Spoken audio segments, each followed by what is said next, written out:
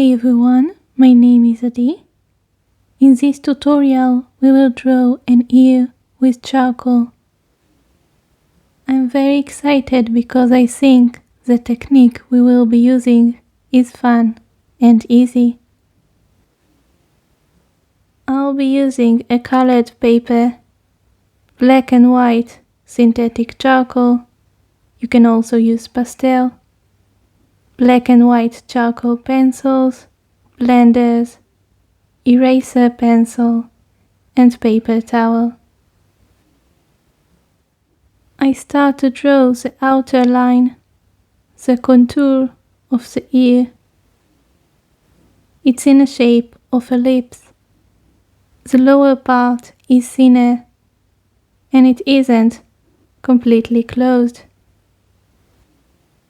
To draw more accurately, ask yourself where is the leftmost point, the rightmost point, the upper point and the lowest point of the ear.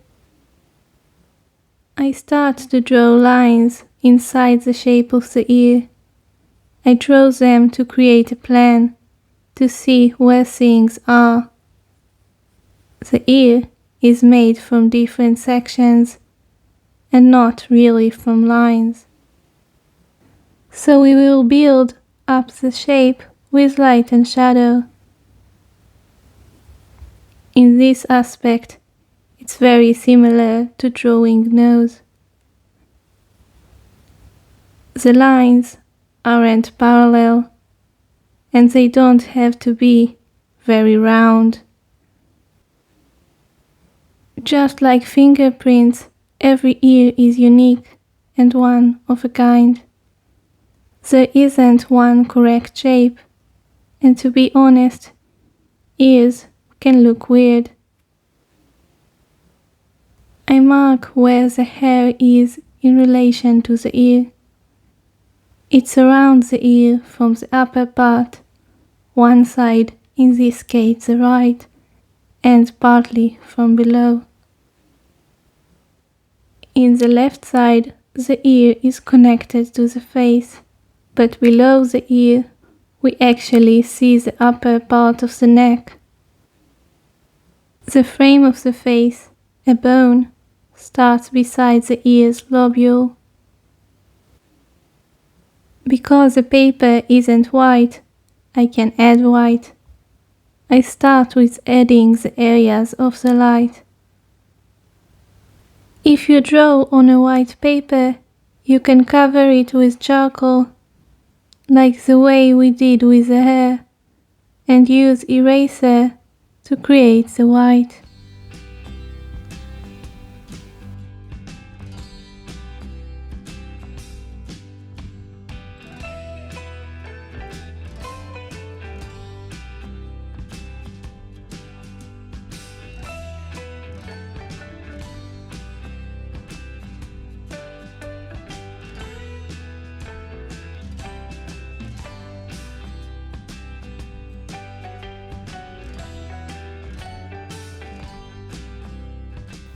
I blend it with the blender to reduce the whiteness and draw with the white charcoal pencil the areas that are the whitest. In this case, the light comes from the right side. We can see it on the edge of the frame of the ear. Divide everything that you see into different levels of lightness and darkness. I use the color of the paper as a middle tone, so I don't need to draw over everything. Adding the shadows. There are different levels of darkness. The surface of the ear is made of hills and valleys. The places that are deep and hidden from the light will be darker. The places that are embossed will be less dark. It's darker closer to that line, and the shadow fades away the further it goes. I use a different blender not the one that I used to blend the white. Use a blender for each color. The blender collects the charcoal dust in it, and it can be used to draw as well. I use it to create the areas that aren't so dark. Eraser too can be used to reduce the darkness level, because it doesn't remove everything right away. Eraser pencil is good to remove the charcoal more accurately. Having different levels of darkness is important to create a realistic shadow. Another thing that is good to be aware of is the transitions. In some places there's a very dark area near a light area, and sometimes there are sections beside one another that aren't very different from one another in terms of darkness. Don't smudge too much. Some areas need to be darker and more defined. Using the paper as a middle tone makes the drawing process easier and faster. I also think that with this technique it's easier to create contrast and soft transition than with other media. Most of the guidelines that we drew in the beginning are now part of the surface.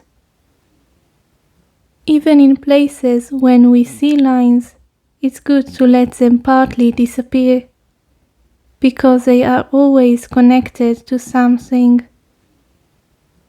And because it's three-dimensional, sometimes a dark line has a less dark section beside it, because it's rounded.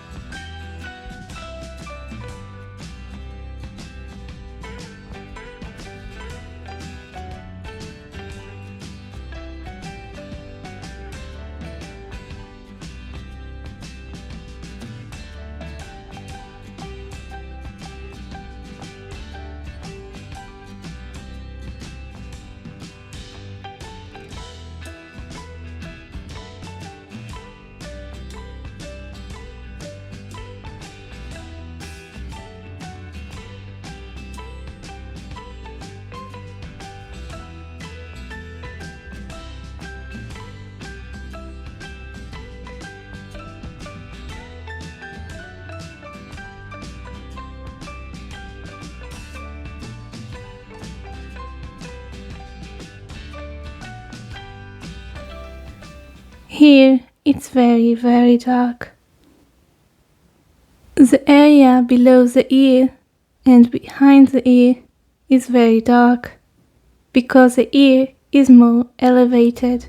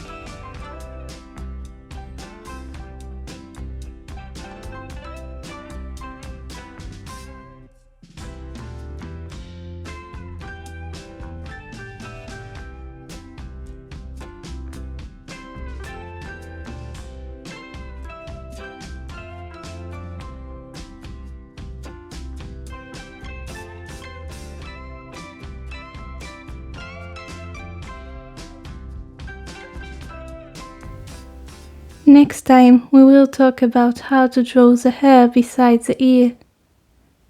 I made a playlist for all the videos about drawing portraits.